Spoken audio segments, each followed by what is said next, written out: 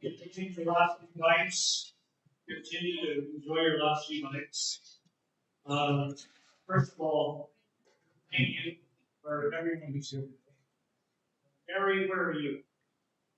Mary, Mary, right there. Thank you for being the connection that brought Joe and Louise and all of us here today to the Coming Out Club. Thank you for that, nominating that, and we'll do a great round of applause, not only to Mary for doing that, but I think, as I look and spoke to a few people, and I swear to God that Louise must have picked out every food item from the olive dishes, the shrimp platters, the salmon platters. I mean, it had their signature. And so I think credit goes to Joe, her brother, Mary, and everyone involved in this planning. But thank you for that. Appreciate your time.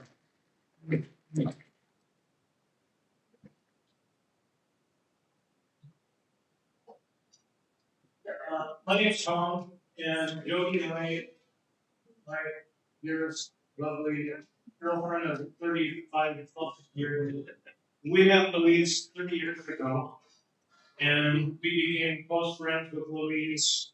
We adopted her as our family. She attended all of our Christmases, all of our Thanksgivings, every family gathering, because we needed someone to take a family picture. She probably did it very well. So if you come to my house ever and you look at all of our family Christmas pictures, she's not very young, but she was there with us every step, and we loved her here. And so we're grateful for that. And I can tell you that her and I and Jody traveled, as many of you here have traveled with her, all over the world. We did Europe, South America, Central America. I can't even think of all the places that we traveled. Machu Picchu, we did a lot of traveling with Louise.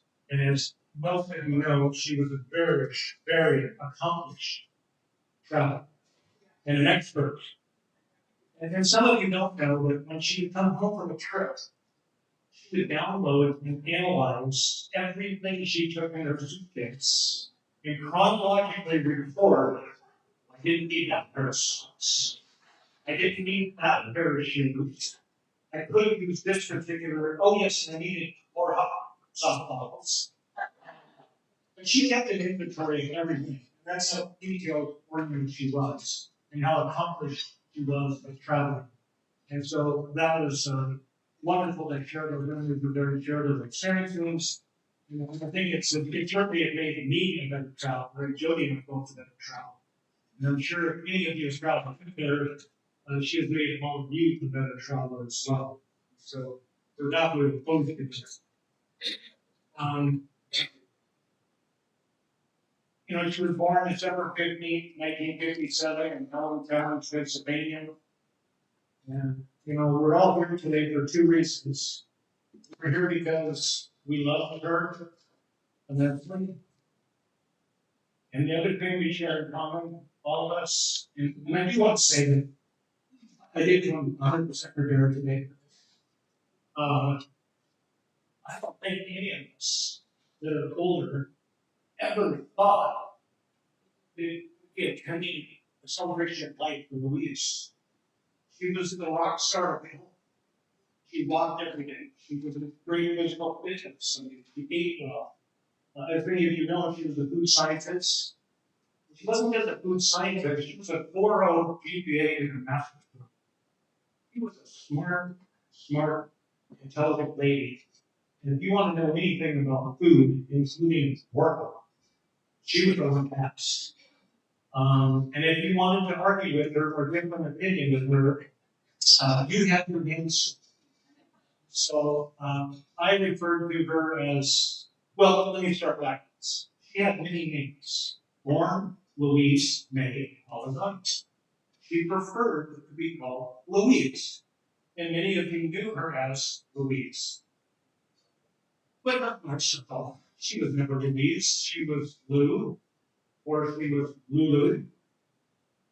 I oftentimes call her Sis. We often refer to each other as the other brother and the other sister because we have a wonderful love-hate relationship, as many brothers and sisters do. And I use the word hate with a great deference because we would pick her on the dumbest of things. Her and I had a conversation one night about the difference between uh, Benadryl and melatonin. And I told her essentially it was the same thing. Big mistake. You don't tell scientists that two drugs are the same. And her and I argued for 40 minutes over the differences to where we got into the definition of compound ingredients compared and analyzed. And there was 1 milligram difference of the drug. And therefore, I have to concede that she won the day. She was correct, I was wrong. They had girls going absolutely nuts. And we did that all the time. So most of us knew her Louise, some of us knew her Lulu, some of us knew her Sis, some of us called her Lou, and one of us, and he'll speak next, called her Beal. And I'll just leave it at that. There's only one person who called her. And you can tell that story if you want to, but we're all here for that common reason. What we're going to do today, and I'm going to wrap it up right now, is Joe's going to talk with us and share with us his life with his sister. And then Mark's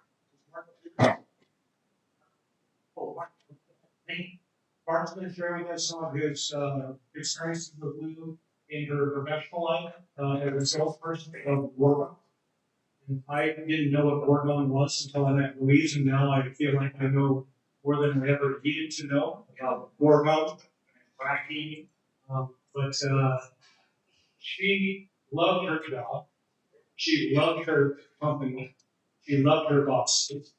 And I think that was a mutual both-way street, and I'll let Mark talk about that. And then after Marcus spoke, there's a couple of people that are going to come up here and share a few groups. And then I'm going to come around to the tables and open the mic up for anyone else who would like to share.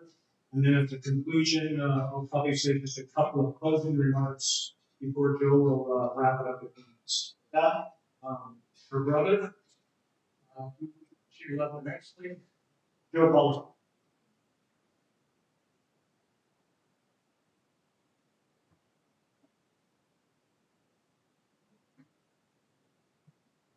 I'm humbled. Thank you all for coming. Just a great turnout, a real tribute to my sister. I have to tell you all, I've always been amazed by my little sister. She loved it down here, that's why I wanted to have it here. She would always walk down here and get into Tommy's story. Back in the day, like they say, the story starts when we were eating salad. I'm sure Louise and I were having a few cocktails. And I would kind of sneak up on her when she was looking at you do that to your little sister, right? And say, I got you. She would just laugh and say, that little head, it's so small, you're like that guy in Beetlejuice. She said, oh, she loved nicknames, and she said, oh, so I'm Beetle now. Yeah, you're Beetle. Without any hesitation, that she could look who's talking to big fat melon head. Well, forever, she never called me anything but Mal. So she'd be walking down here, and I would see she would call me, and I would answer the phone, and she would say, "Hi, Melon." But she would be walking down here, picking them up, putting them down, and just absolutely loved it here. And I would always say, "How are you doing?" And she would always say the same thing, "Living the dream." And it always puts a smile on my face that she was able to really live her dream. And you are her dream. She told me many times that the most important thing to her was her friends and her family. And you are what drove her. Thank you for being her friends. She loved you all. As kids, we grew up, like Tom said, in Allentown, Pennsylvania. We grew up in a row home development, 15-foot wide row home. We were 2 blocks up the street from the Mack Trucks plant and only a few miles away from the Bethlehem Steel. So when we were walking up the street to go to school when we were kids, all the Mack Truck guys had their lunch pails, all the Bethlehem Steel guys were piling in the car. They were all going up. We were going up, they were going down. We were all working. We were all, everybody's just, and then the most important person or the most respected person in our neighborhood was the hardest worker. We were all the same. We all had the same brick row homes. We all had the same second-hand cars. You never got a new car. You got a used car. So that's how probably a lot of young folks grew up too. But just a wonderful, wonderful childhood. There were 3 of us. I'm the oldest. Louise was the youngest. My brother in the middle was 11 months younger than me. Louise only 10 months younger than Frank. So we had 21 months to do this all. And so what happened was we were doing Little League and all the other things that we were doing. She was chasing us, and she was being a cheerleader. She was being a gymnast, whatever she was doing. Tremendous. I mean, you can see all the pictures of her being a cheerleader. Most of the folks in here didn't really know that she did that. A great gymnast. Got awards as a gymnast, which probably shouldn't surprise any of you. Another story that I think is great.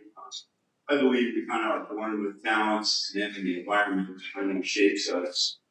Louise had many, many talents,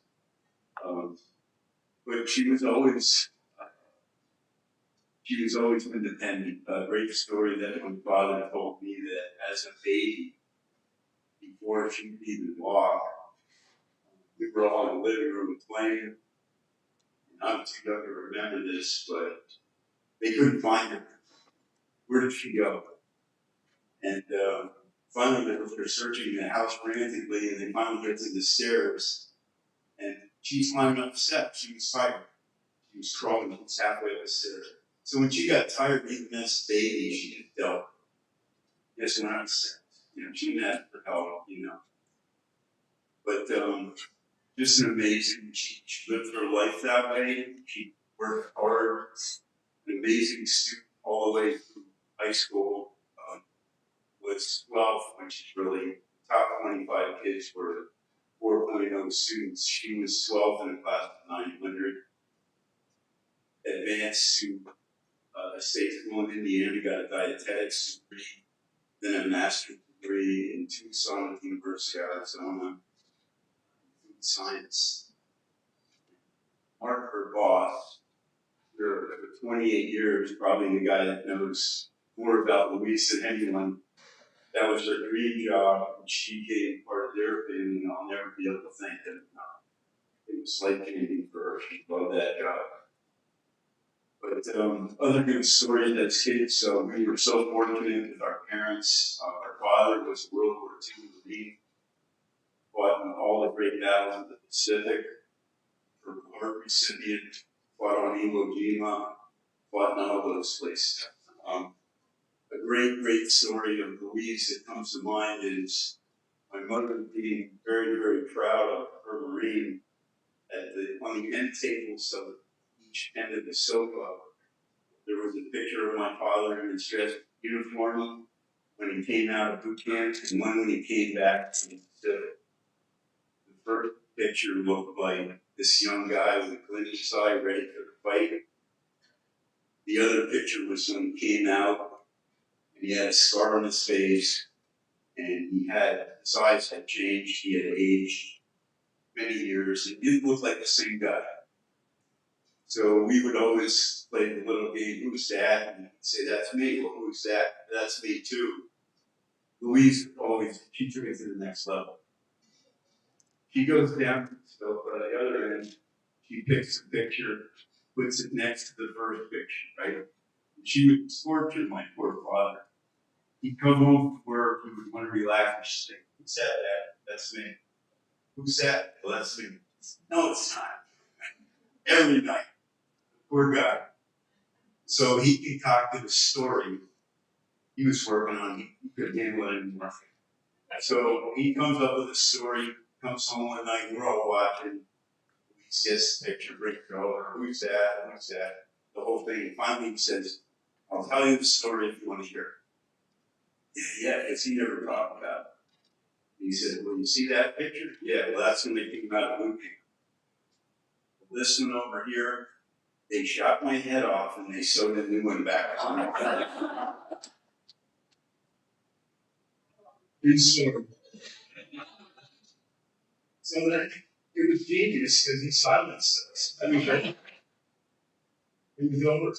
So what would happen then was when he wasn't around, we were the coolest kids in the neighborhood because we bring all our buddies in. I got his head shot. Talk about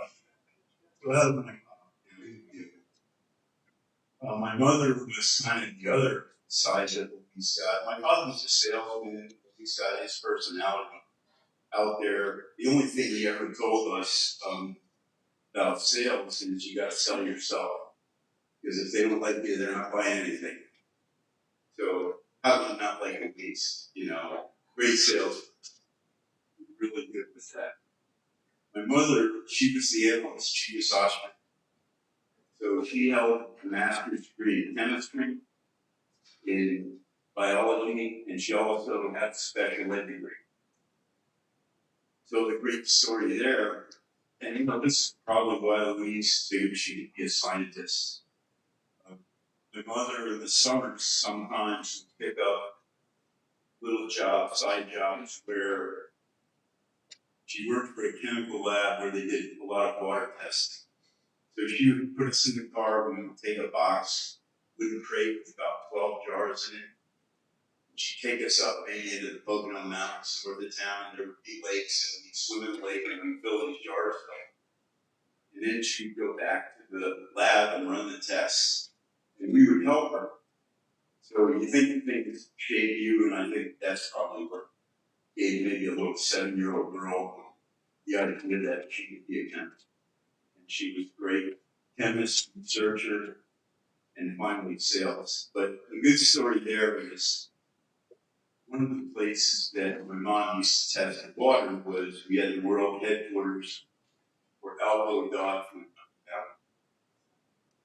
So you couldn't do the things that we did then and now.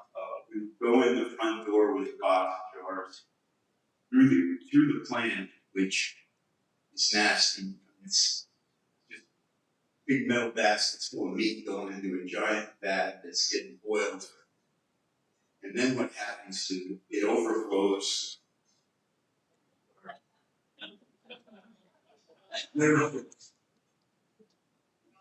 That was me now.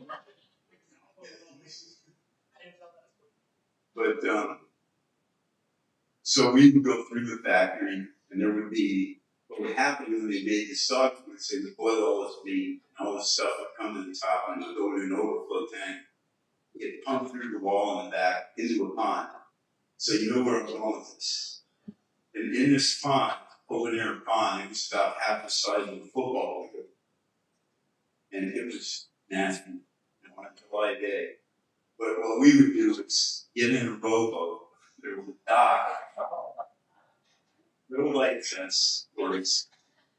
I would always be rowing, and my brother would get in, and my mom would try and keep my sister on the side, but that didn't last long. So she wasn't having it, so we get her in there, and we row out onto this mess. I don't even know if we swim in it. And what would happen is my brother would reach over the side and get jars full of the stuff and go back to the lab. But my sister, she was so small, I could hear my mom yell, "Don't let her fall out of that boat." And I'd look, and she'd be trying.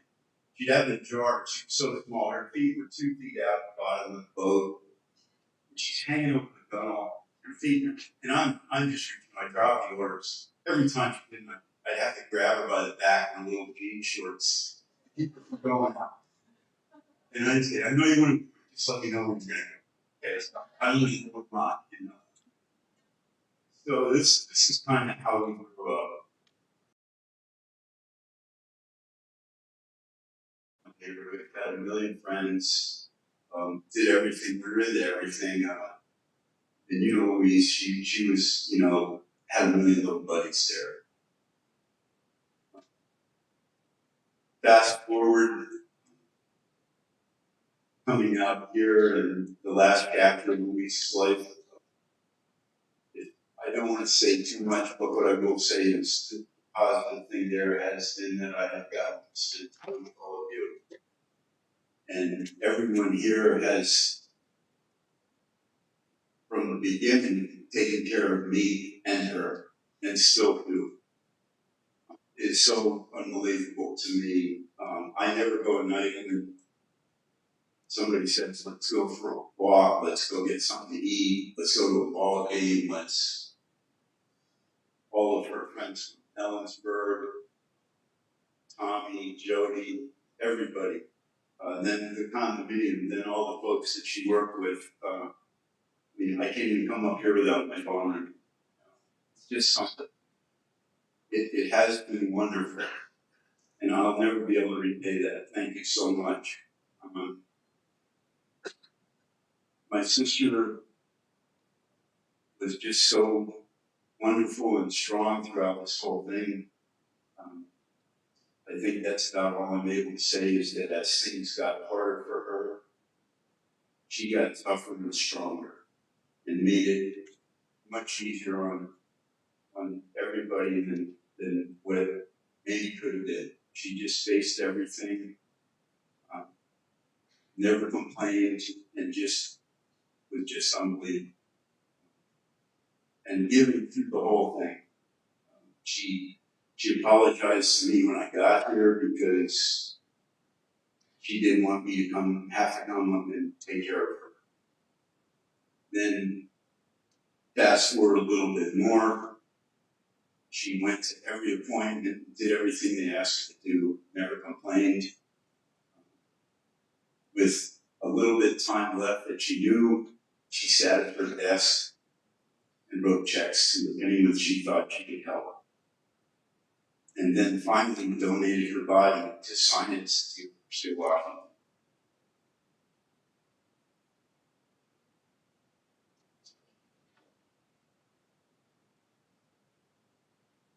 So proud of her. Everyone should have a sister and a friend like Louise. Thank you.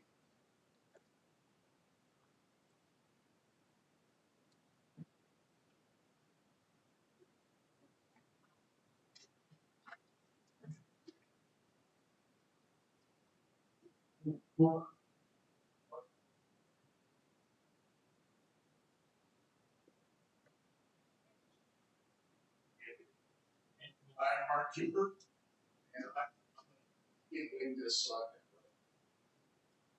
Can you hear me? So you all know urban energy, wandering its way off, travel itinerary, living in the moment, laugh, eat, love, other things. Some of you might not hear 20 years at the Hollywood Match. To give a little context of the company events, Hollywood was formed as a sales arm, manufacturing plants in Atmosphere, India. And we managed dozens of distributors around the world. In the late 1980s, we had one large U.S. distributor, 9 sales reps. Hollywood's two salespersons, myself and my father, served as that distributor in a handful of house accounts. Eventually, the distributor decided to exit the business. Following the decision, so and until we couldn't handle this task, we were a small, one product company, couldn't work. U.S. is the largest market in the world for a product. Partners depend on us. We needed access to large food accounts, domestically, islands, right? We needed an experienced trainer.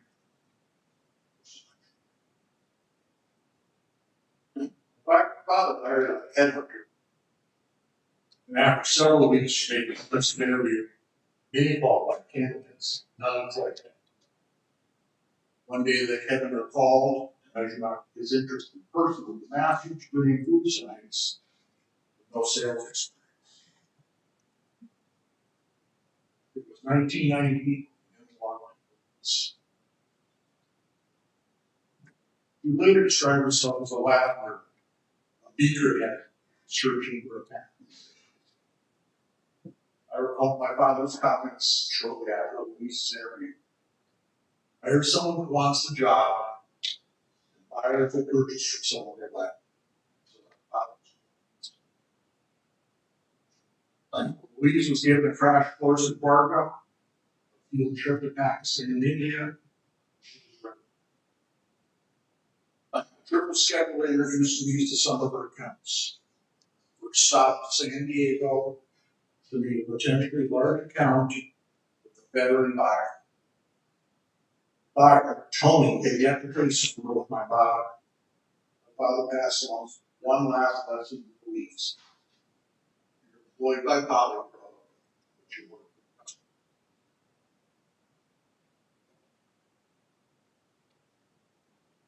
Soon Louise had an order for plumbing, and nearly all of her accounts were steady buyers. Her call reports were a mix of business, technical, competitive intel, general personal items like gift sports, and deeper items that results from a fair recession. Louise would comment, I don't know what it is, just tell me. Eventually, Louise sold more volume than any of her 9 sales reps. In later years, she got more than once about accounts I yet landed. They don't know it yet until it does. You're being in close contact with fire after weeks. I remember Polyco awarding a European manufacturer of cellulose gum in mid-1990s. Cellulose gum is conducted with water, equally large quantities, and the U.S. buyers were eager for an alternative source. This is going to be a huge opportunity for Polyco had secured a late lunch meeting with us. For our side of the table, my father, Louise, the manager for the industrial side of our business, and myself. Their side came to learn was a hard party duo. Ken, director of U.S. operations, and John, sales. To make a long story short, the whole group ended up at solid gold.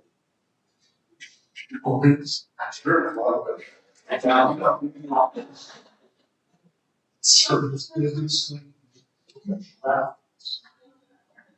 I was mortified. You can imagine, it was really enervating. My father and Louise. For Louise, it was an unscripted, one of those unscripted life events. Ken and John of Louise are sales craft.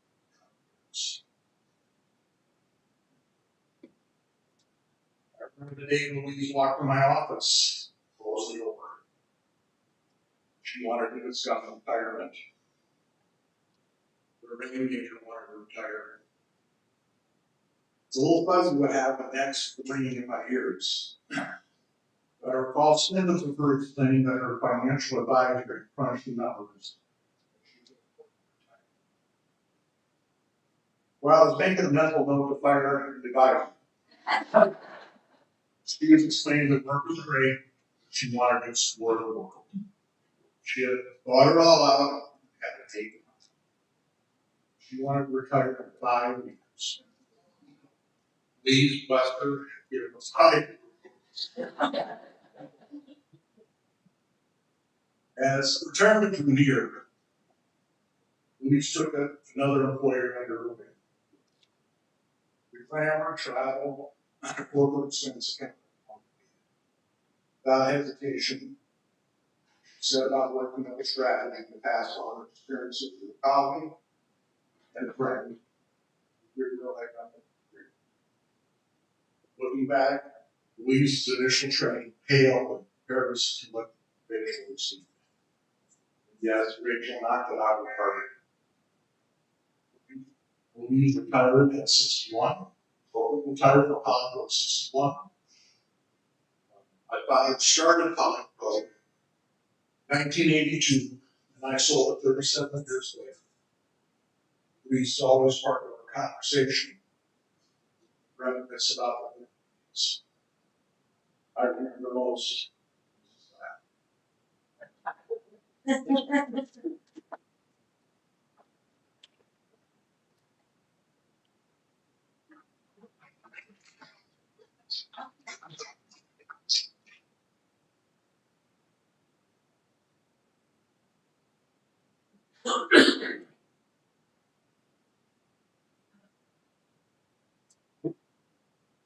I don't think I'm going to make it through as good as they did.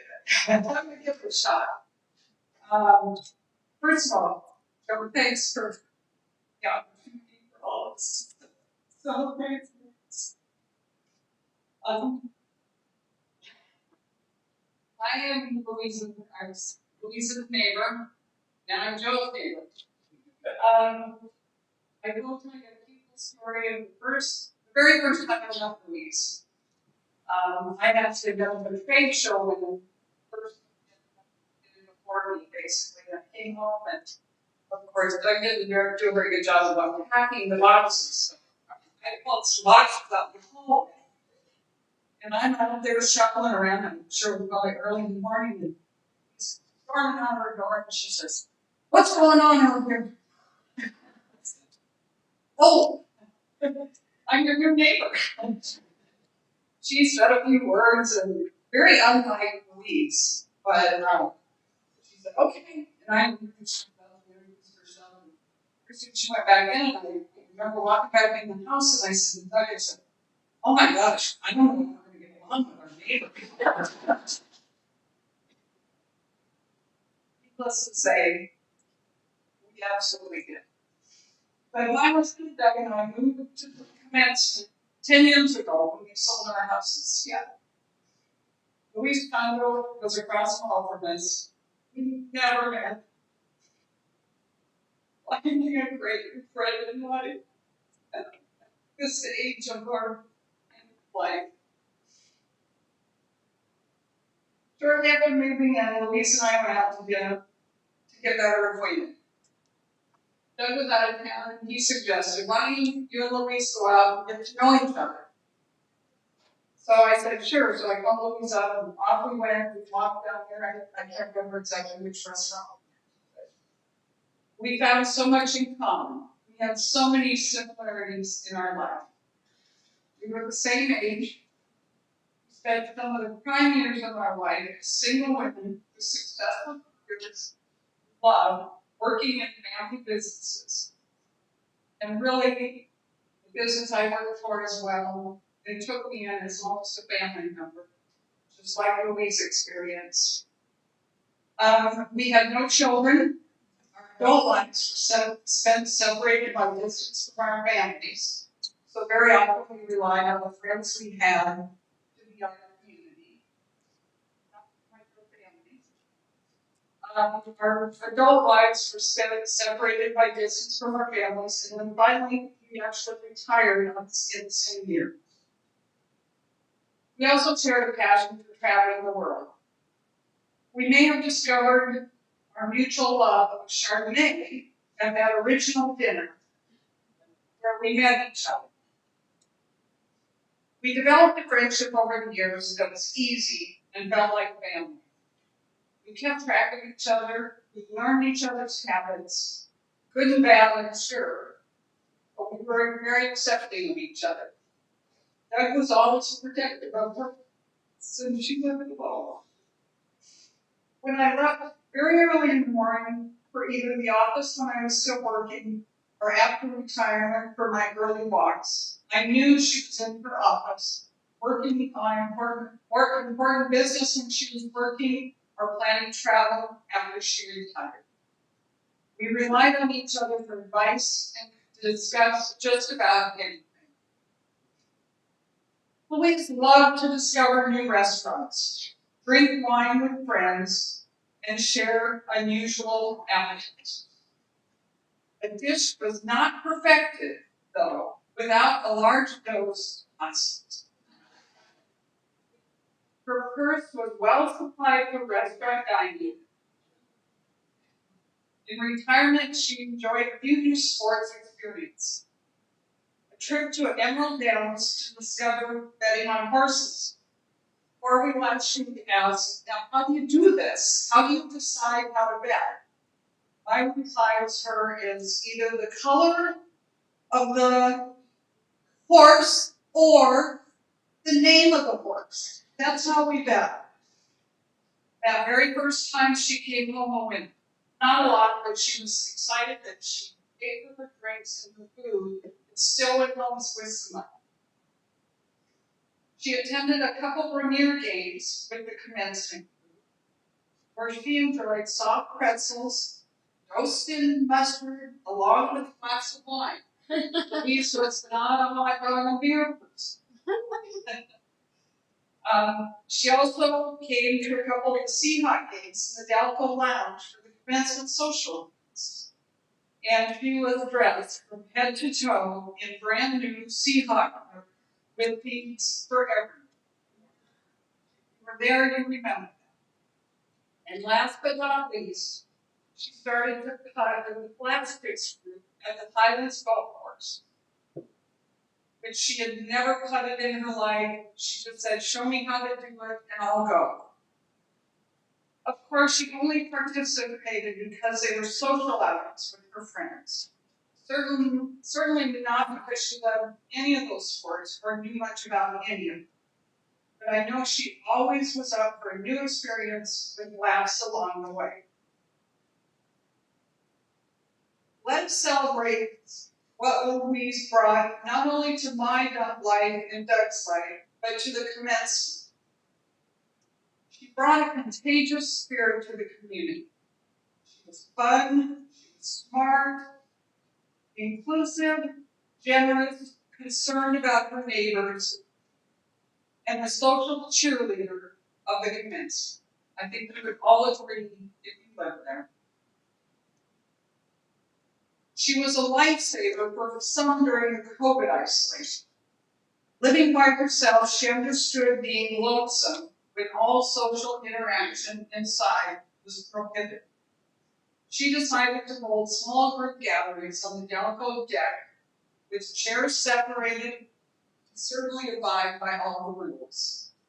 I'm guessing there was some drinking and laughing involved. Her enthusiasm for life and friendship was contagious during social events that she helped plan as a committee member. And of course, we will never forget her infamous laugh. Doug and I feel blessed that she was part of our lives. And we got to call her a dear friend. We loved her and we miss her.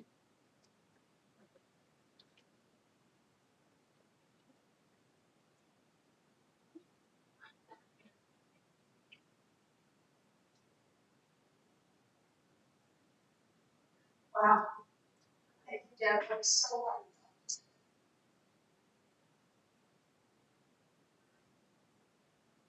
Well, my Margaret, I've got old, so I have to have rest. And I'm so old.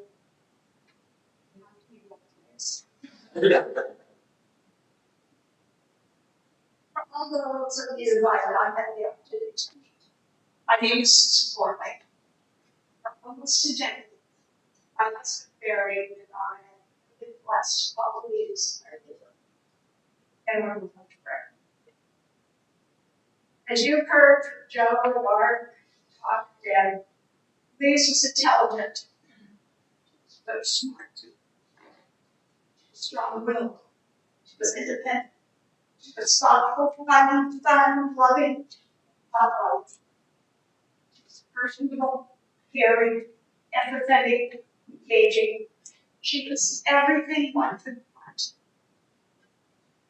A sister, an aunt, an employee, a way, as I have to do her as a friend. There are a lot of quotes about what it means to be a friend. What I like best is, you have to be a friend, you have to be a friend. He did not wait for friendships to happen. She reached out. She created connections. She established friendships. And she created friendships. If you do an internet search about what it means to be a friend, you'll get an AI-generated list of qualities. Be kind, be empathetic, be respectful, be credible, be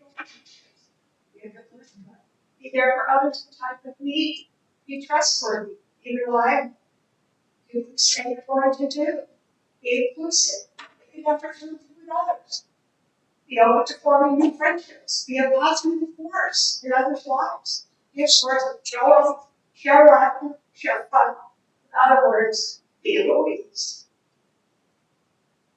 Louise was a social director at heart. She loved fun. She loved an invitation to a party. She was able to attend.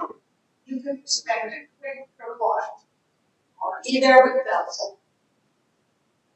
She would love this celebration. celebration. You're right.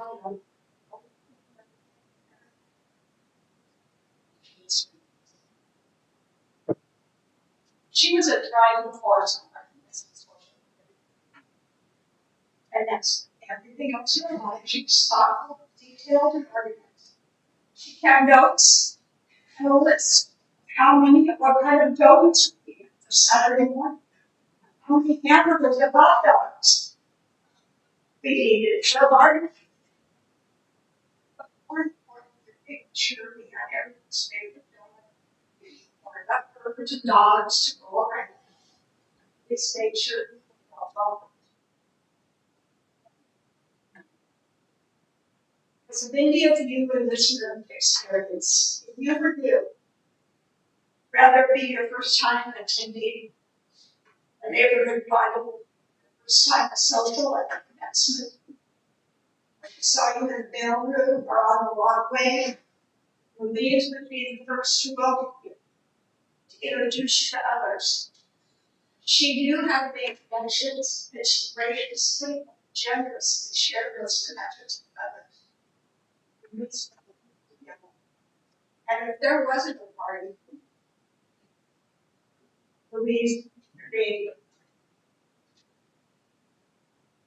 You would work the room, spreading the positive energy around. Louise was an energy giver, not an energy giver. The very best.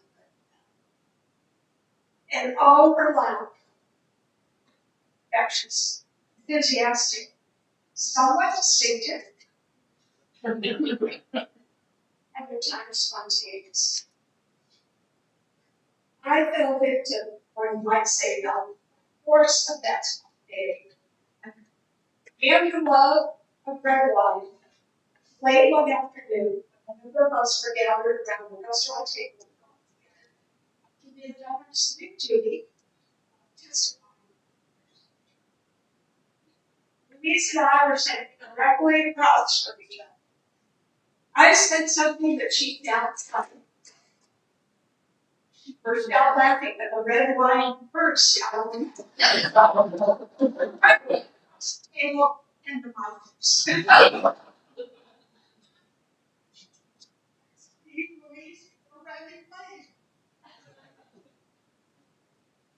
As I shared with Kelly the other day, sometimes I find myself referring to Louise in the present tense. Louise said,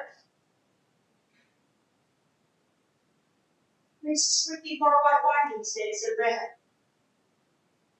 I know one of the reasons I do this is to hide. My dear friend, our dear friend, is no longer physically here with us.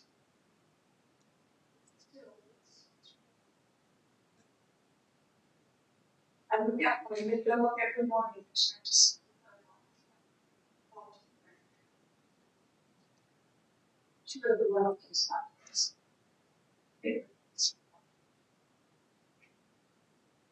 But I'm also waiting for considerable confidence in the present is because she is and always present in my life. And in I believe our point because she was always present. She brought us joy, she brought us laughter, she brought us together. She gave us the most wonderful gift, perfection. And that was our Louise.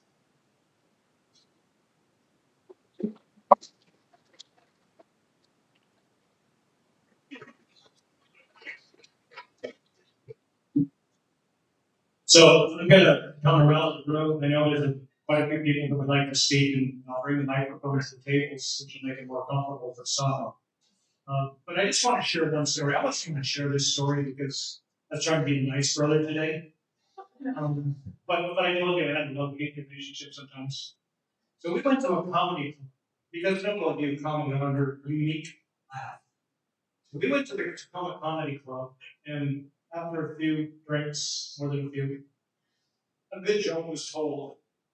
And there was the comedian absolutely stopped dead in his tracks and goes, What the hell was that? Is it foggy in the harbor? Was that the fog horn? Oh, God. Man, like the game's on and Louise was the target. So I'm gonna come around, just raise your hand if you want to say a few words. I know that you'll be able to do so. I'm just gonna work through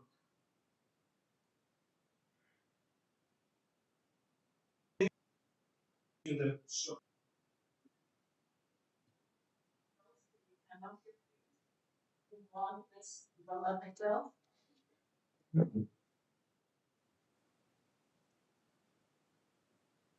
Story of Sid, who made this.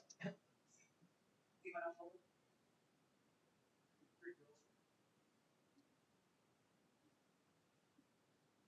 But I am Priscilla Lavelle, and I am Richmond's looks like somebody of you. Louise has now been kinder to me, and it's my chance not to serve. She would call, knock on my door, text a female, and hand me over for too much wine. But always bugging me saying, "Are you bouncing today?" And I would say, "Yeah, Louise, I'm coming to bounce." So maybe, just maybe, they are both looking down on us with a laugh saying, "Everyone, you guys are bouncing." And we're trying. So here's the story of the goat. Harry and Sitch got out here today due to a previous development that could not be rescheduled. So Sitch asked me to speak on her behalf and share this story. Louise was a friend to everyone. She knew everyone and everyone knew Louise. We all enjoyed listening to her stories of her travels. Louise was someone who actually traveled with Sitch and Harry. One evening, when Louise was over for a glass of wine, she needed some work or artwork for her bedroom. And if you've been to Louise's house, you know how she loved her art. Lurking around Harry and Sitch's house, she wandered into Sitch's quilt room, turned around, taking in the quilt Sitch had displayed in there as well as throughout the house. Suddenly, she stopped and said, "That's it. That's what I want for my room. Sitch, will you make this for me? I'll pay you whatever you want. I have 2 dear friends, and there they are. And that quilt reflects our friendship." Sitch agreed to make the wall hanging for Louise and told her it would take 4 to 6 weeks to continue.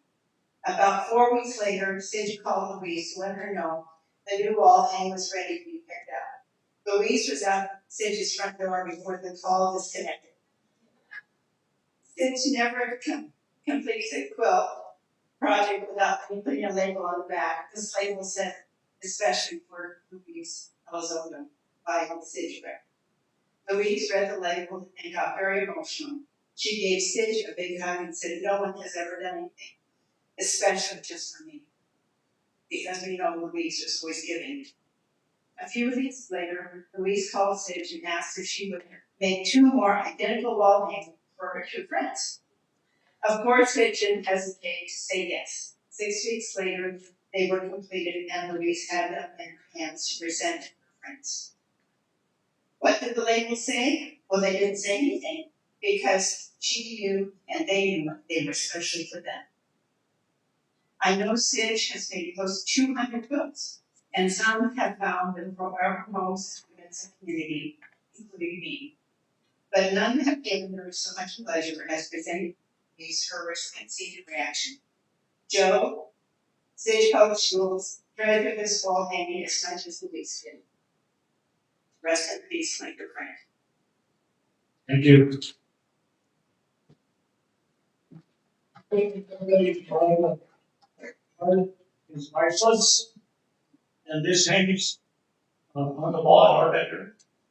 And Jody sees it, and I see this every single morning when we wake up. And Jody has it in her own slow. Okay, who else?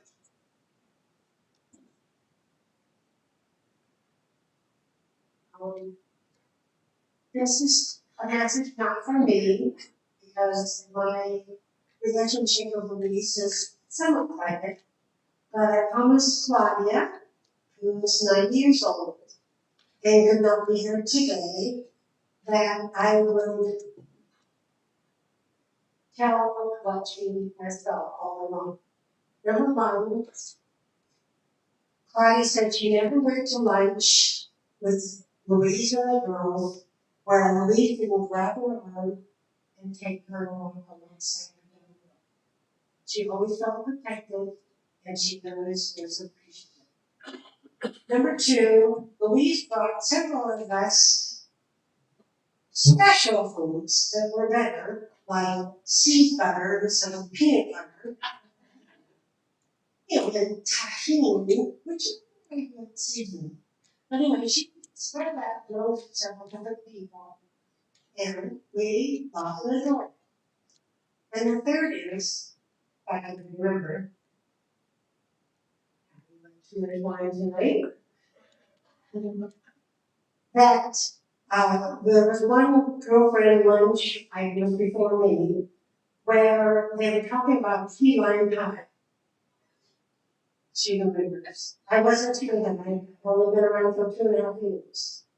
That doesn't mean my age, that just means. So, on the way home, Louise says, let's go to the Safeway. We'll buy some ingredients to make key lime pie. And of course, I go, okay. And she says, okay, let's go make it. So she took Claudia home and they made key lime pie. Okay, well, Claudia can't be here tonight because she has had COVID. And for those of you who know her and her relationship with Daphne the dog, Daphne's gone to heaven. It's a bit emotional for Claudia, so she'll be here tonight. She really don't want to be here because she absolutely loves movies. So I'm just reporting her story and hopefully.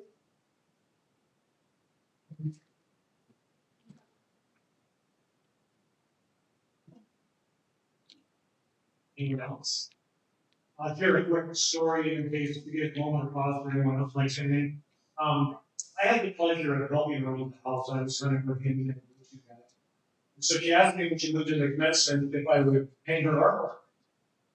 And so I'm hanging all the pictures and I'm really anal about this perfect. I got my level going around the whole thing, hanging all over beautiful artwork and stuff. And I get to her entryway. And if, for those of you who've been in her property, you appreciate this. In her entryway on the right, there's a picture. And I can't tell you what the picture is, but I found this picture and I went, no, this isn't. So I found the picture about 40 to drink me. It's just caught like this huge. And I go, Lou, I got all your pictures on. And she goes, okay. I said, well, you want to look at it? No, it's okay. Well, I think you should look at it. The picture looked the way to you.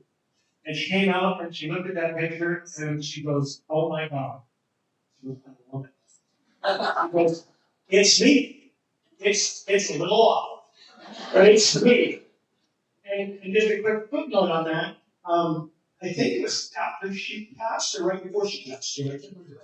After she passed, there's a gentleman who came to the house. I don't remember who it was. Somebody she didn't know very well. And when he was there, and Joe was there, and they talked about each other. And then when he leaves, Joe goes out and the picture's straight. And we talked about it, we're flabbergasted. We're going, what stranger would go into your house? Now, if the picture was off a quarter of an inch, I would be that stranger. I would probably go weak. But this picture went from this to this, from a total stranger in your house. And of course, we fixed the went right back over where it space. Anyway, with anyone else sure if we heard some data back with Joe against something.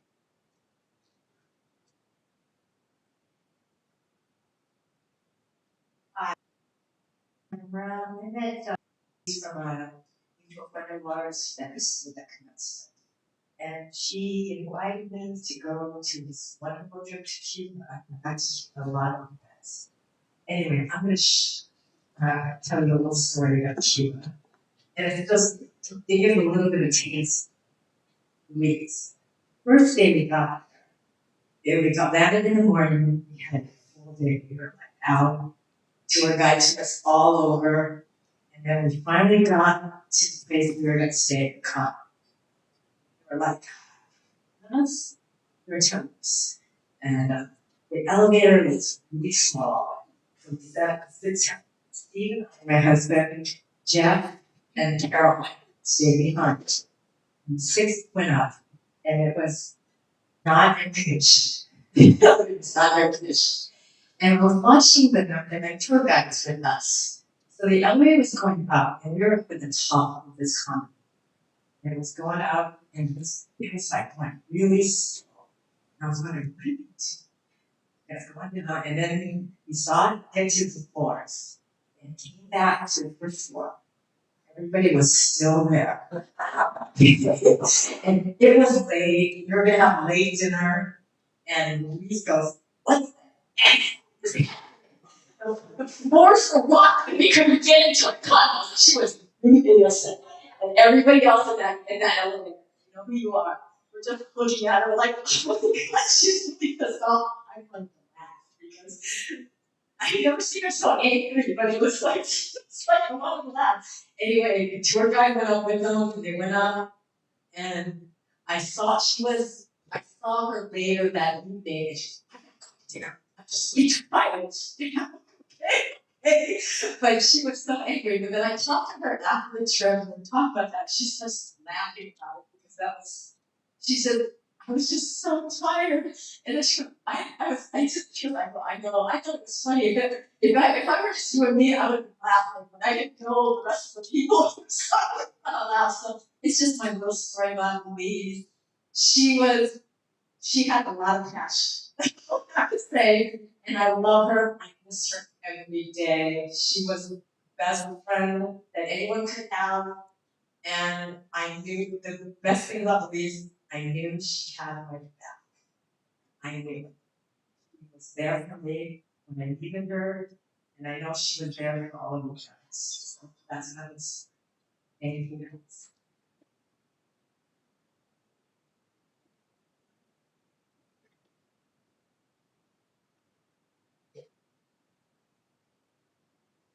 John, and I Louise Polizzotto since the mid-70s.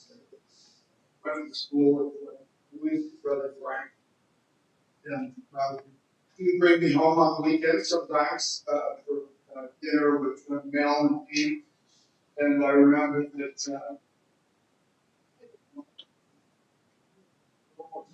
they had this cat that was about 25 pounds. It would sit on the middle of the table while we ate. The Polizzottos were the best. And they were just such fun people. Mel and Pete, and which was the mom and dad. Mel was quite a kid, which you guys know that Louise gets some of that, a lot of the then Louise and I crossed paths many times in Lake College. She was working as a caterer there, had a catering business, and I think that must have been before she went to Minnesota. And I saw her there in Minnesota, and my ship came in here in Transfer Bay for many years. Louise would come and pick me up and we'd at lunch and walk on the boardwalk here for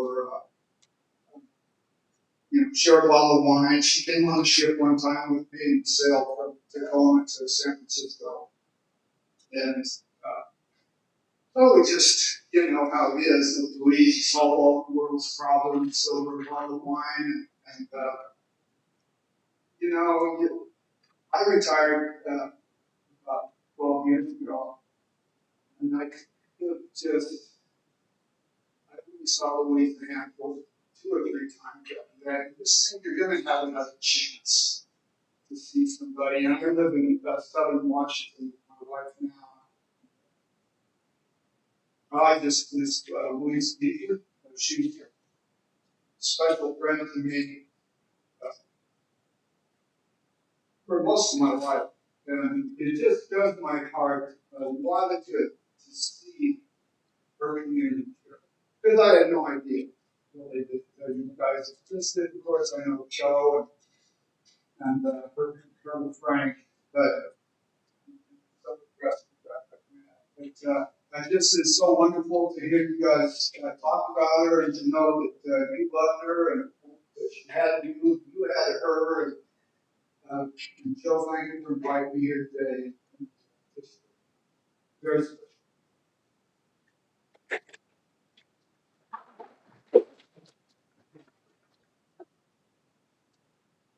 Joe, are you gonna talk about Victoria and her purse, or do you want me to share that?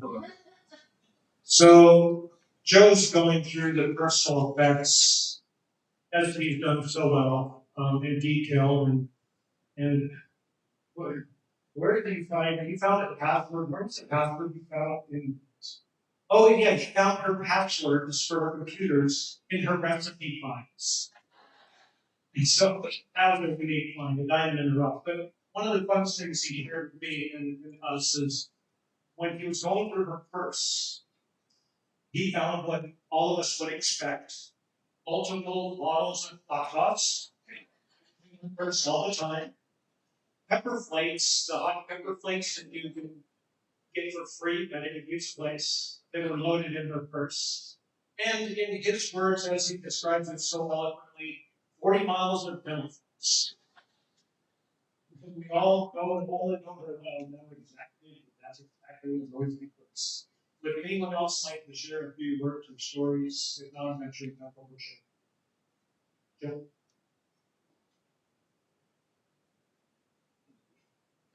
Just real quickly, again, thank everyone for coming. Early on, shortly after the weeks passed, everyone was so wonderful to be in. It was one dinner invitation after another.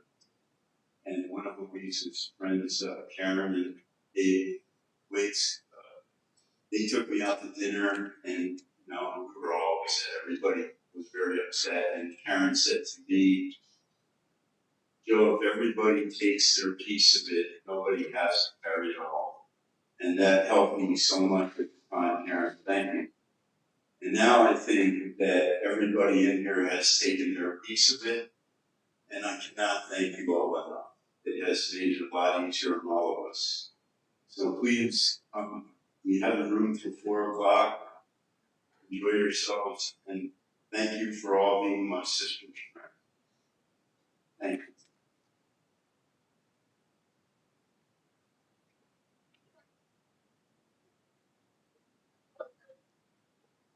Any comment, please, sir, so thank you all.